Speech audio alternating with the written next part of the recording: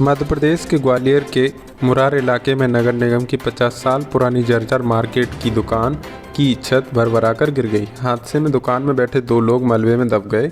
SDRF की team ने करीब 3 घंटे की मशक्कत के बाद घायलों को मलबे से बाहर निकाला है। सबसे खास बात यह है कि शहर में 150 से अधिक जर्जर बिल्डिंगों को नोटिस देने वाले नगर निगम ने अपने ही जर्जर मार्केट की सुध नहीं ली, जिसके चलते यह बड़ा हादसा हो गया।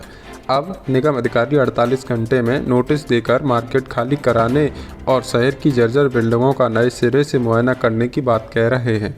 यह हादसा उपनगर मुरार अल्पना टॉकी चौराहे का बताया जा रहा है। ग्वालियर से ममता बघेल की रिपोर्ट। ऊपर पीपल का पेड़ निकला था, तो इसके लिए निगम में शिकायत कर रखी थी। तो निगम का टेंडर हुआ, आज ठेकेदार काम करने के लिए आया। उन्होंने बल्लानी वगैरह लगा के और दीवार गिराई, बोले कल इसका काम करेंगे। बस 1 घंटे बाद अचानक ही दुकान भड़बड़ा के गिरी है और पता नहीं अब क्या रहा इसके बाद। तो ऊपर से छत गिरी है नीचे। इसमें दोनों कारीगर थे, एक कारीगर तो बाहर निकल गया, एक कारीगर दबा है। एक का नाम शंकर और एक वही पता नहीं चल रहा है कौन सा वाला कारीगर है। हाँ, पता नहीं, शंकर तो बाहर निकल गया। शंकर बाहर निकले आए। दूसरे का नाम क्या था? दूसरे का नाम जानकारी में नहीं आ रहा है। किसका काम करते थे?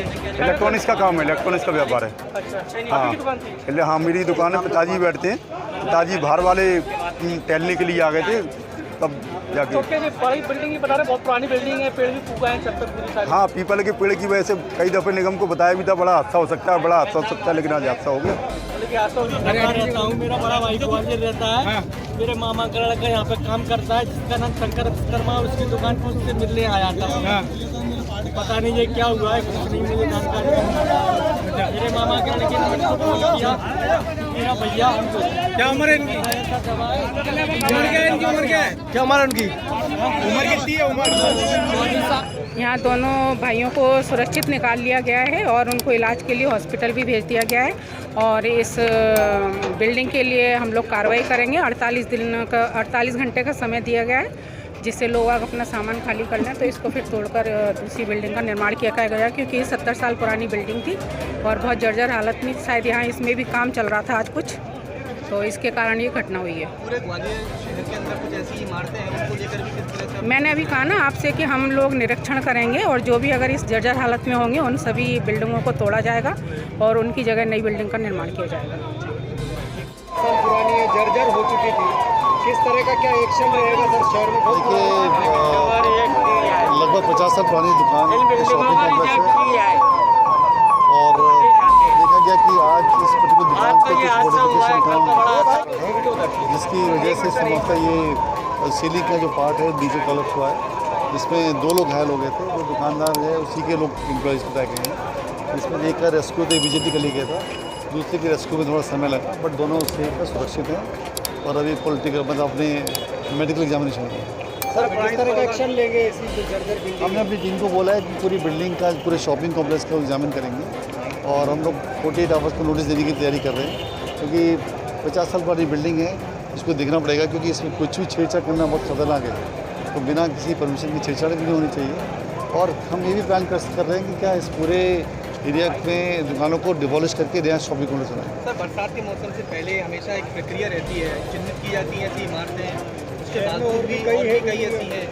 देखिए, चिन्हित डेफिनेटली होती हैं। आपने देखा होगा कि बहुत बार हम लोग नोटिस जारी करते हैं, बहुत बार लोग, क्योंकि काफ़ी तबका ऐसा रहता है जो गरीबी होता है, जिसके लिए अपने प्रोफेशनल रोजी रोटी कमाना इंपॉर्टेंट होता है, और कई बार लोग छोड़ते भी नहीं हैं। बट यहाँ का जो केस है अलग टाइप का है, जिसपे कुछ दुकान के अंदर संभवतः कुछ मॉडिफिकेशन कर रहा था, जिसके चक्कर में पुरानी बिल्डिंग के जो पुराने स्टोन्स हैं वो क्रैक हो गए, गिर गए नीचे, जिसकी वजह से हादसा। ये जो 2 इसमें लोग फंसे थे, हमारी टीम के पहुंचने से पूर्व ही एक आदमी को निकाल लिया गया था और फायर की जो टीम है वो यहाँ वर्क कर रही थी। हम लोग पहुँचे तो एक व्यक्ति इसमें आधा, उसका एक पैर पूरा दबा था नीचे, उसके ऊपर मलबा था और काफ़ी फॉल सीलिंग थी, इसमें पत्तियाँ थी और भी चीज़ें थी। तो ये जो गजेंद्र कौरव हवलदार हैं एसडीआरएफ टीम से, ये बिंदु सर हैं, ये फायर से हैं, और वहाँ की फायर की और एसडीआरएफ की टीम ने संयुक्त प्रयास करके इसमें एक तो पहले फायर ने निकाल लिया था, जो जैसा मैंने आपको बताया। बाकी इसमें लगभग 1 घंटे की कड़ी मशक्कत से और पूरा हाथों से करना पड़ा, क्योंकि यहाँ कोई भी मशीन चलाना, कोई भी इलेक्ट्रॉनिक इक्विपमेंट चलाना बहुत मुश्किल था। वाइब्रेशन की वजह से जितना आपने अंदर देखा होगा, पूरा मलबा उसी के ऊपर था और भी मलबा गिरने की। अभी इसमें मतलब उसकी सुरक्षा की दृष्टि से पता चलेगा। बाकी दोनों निकाल लिए हैं, 2 ही लोग बताए गए थे जी। Platoon commander Govind Sharma, SDRF Gwalior से। था और कितने लोग फंसे हुए थे, क्या ये जो महादेव इलेक्ट्रॉनिक्स है, ये नगर निगम का मार्केट है, मुरार थाना क्षेत्र अंतर्गत। यहाँ पे ये पुरानी दुकानें बनी हैं, इसमें कुछ काम चल रहा था। पीछे जो ये इलेक्ट्रॉनिक्स की शॉप है, इसमें पीछे कुछ खंडे जो जिसकी छत बनती है बड़े पत्थरों की, वो गिर गई।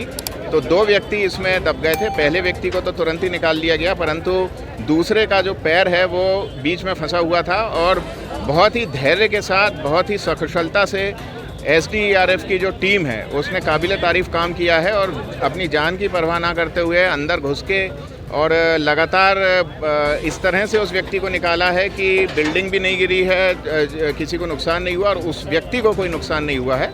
अब ये मलबा जो है इसको अब हम अलग करा रहे हैं और ये सुनिश्चित करने के लिए कोई और तो अंदर नहीं है।